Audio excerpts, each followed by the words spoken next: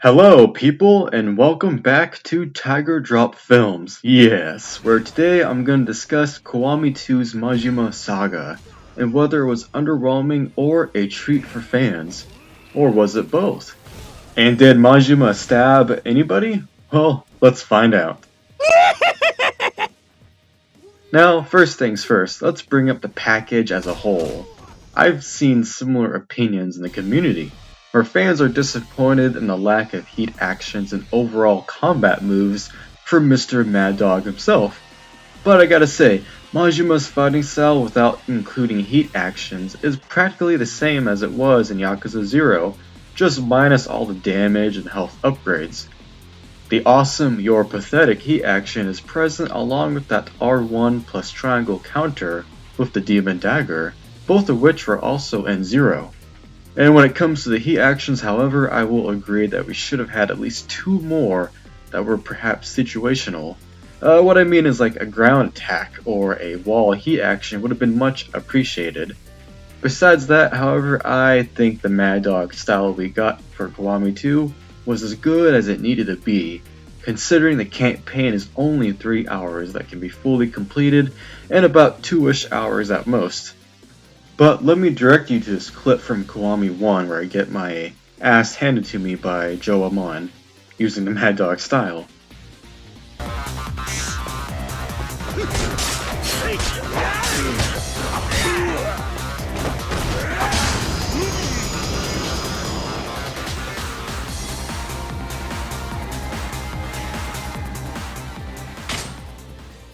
Was not just painful. So yeah, all the NPCs you fight in the Majima Saga basically feel like Kiryu did in that clip, because despite the lack of moves, Majima is still pretty powerful in the hands of the player. Majima can duel a bunch of goofy, wonderful weirdos from the main game as street bosses. These encounters are humorous while providing a solid challenge considering the Mad Dog's moveset. And you earn rewards from these that can be sent as cash through ATMs to Kiryu in the main game. The final tier for these donations is 3 million yen, which, isn't a bad incentive to take down all these street bosses. Like, look at me take down this dude in the public bathroom. It's exactly what happens to me whenever I have to take a piss at Walmart. It's terrifying. And speaking of pissing, you can play the toilets game as Majima. Now, nobody should complain anymore, right? Now let's cover the story. It takes place between Yakuza 1 and 2, providing a nice and solid way to visit characters such as Terada, Mr. Cold Noodles, Ryuji, and the Omi, as well as the florist. When considering the old faces that pop up, it serves as a cool way to lead into the main story of Yakuza 2, or its remake, Kiwami 2, and why Goro Majima was no longer with the Tojo clan when Kiryu reunites with him. I even noticed this Kemerow Hill sign that was a pretty cool teaser for what we'd get in Yakuza 5 and beyond. It was a nice touch. But the narrative for the Majima Saga is of course a very short one, but I don't think it overstays its welcome, but maybe it understays it? The main antagonist is Kei Ibuchi, the new head of finances for the Tojo and a man who was appointed by Terada himself.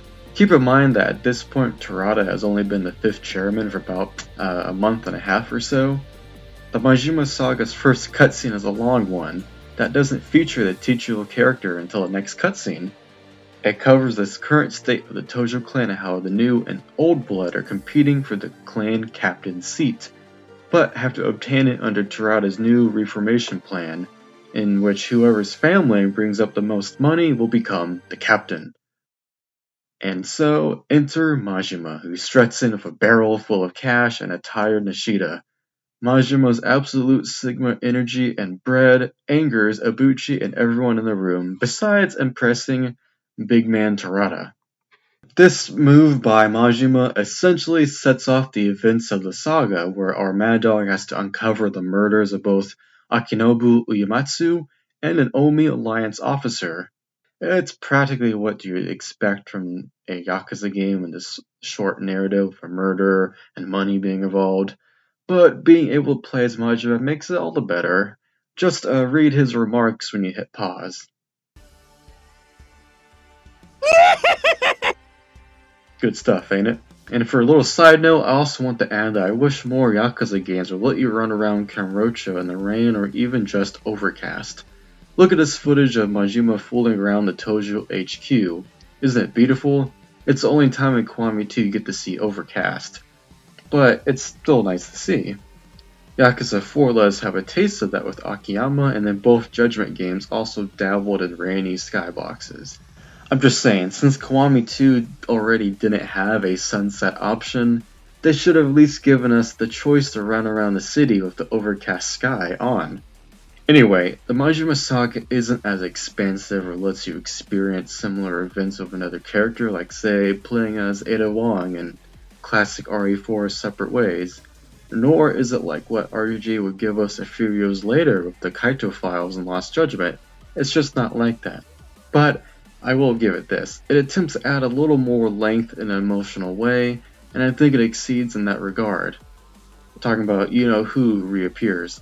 But I can see why fans may see it as needless or just fan service, but I think that the Majima Saga would suffer if it didn't try to have some sort of sequel element to Yakuza 0. Just talking about where it takes place on the timeline.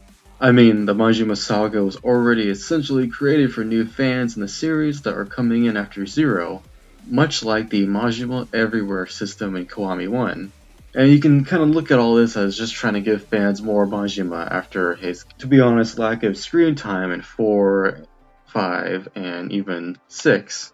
Now, I understand that Kiwami 2 already gave us the marvelous Majima construction and Majima got to reunite with Club Sunshine, but at the same time, I think this separate little story allows us to actually see both sides of Goro Majima.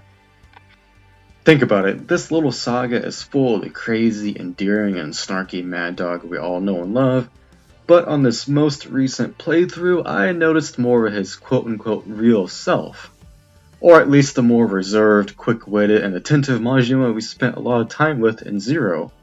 Which brings me to Makotos Return, where Majima accidentally ends up in that same fated massage parlor. Through Majima realizing he's with her again, after letting her go in 0, we instantly see the Mad Dog persona slip away, and he's back to being Mr. Productive and reserved, or at least just more on the quiet side. On the other hand, this side of Majima can still be rough without going into total Mad Dog mode, as we would see in the final battle against Ibuchi. Majima meeting Makoto again without her realizing it's him is very, very bittersweet. It's also a bit humorous with Majima trying to yell out in pain with how much the massage is working on him.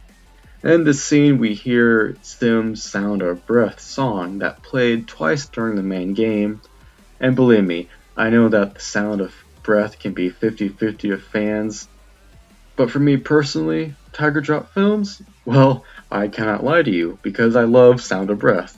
It's hard to describe, but it fits all the right notes of an early 2000s weird, romantic song, except it was made in 2017.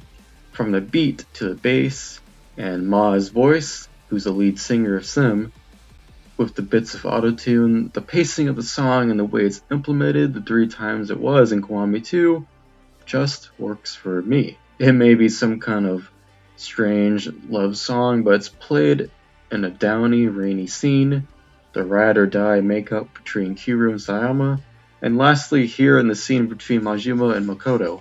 I just think that this song is versatile.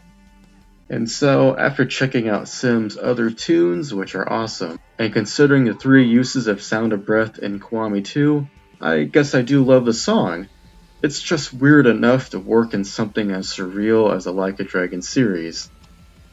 Back to Majima and Makoto, as I stated, it's a very bittersweet reunion that ultimately does not undo the ending of 0. If anything, it's an extra little bonus that provides some sort of closure to both of these characters. And the game makes it clear too.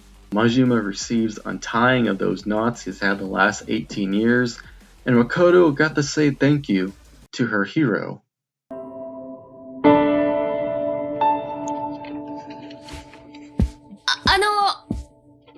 お体、楽になりましたか？おかげで、18年もののコリが取れたわ。ありがとうございました。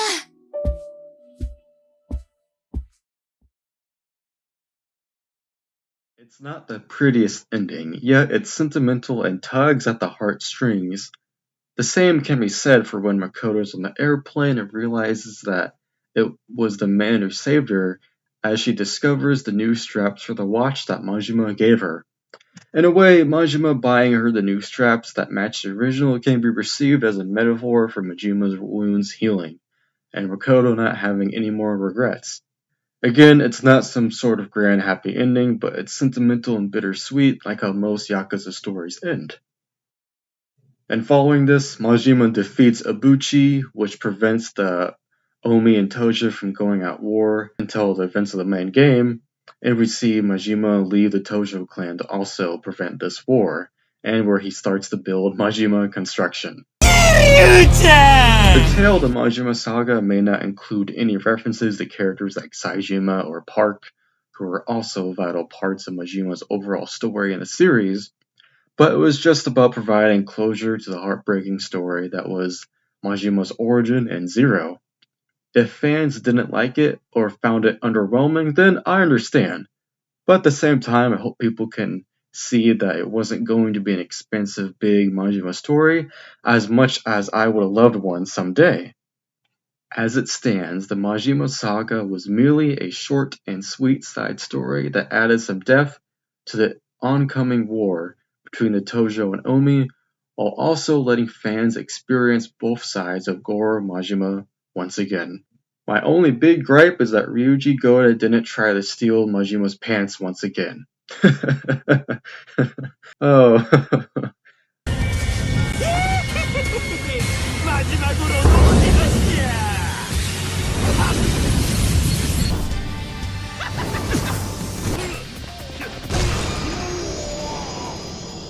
Thank you guys for watching. Please like and subscribe if you enjoyed this video, and I have a whole playlist of other Yakuza videos you might enjoy on my channel. And let me know what you would like to see again, or if you didn't or did like the Majima Saga. Please let me know in the comments below. Tiger Drop Films out.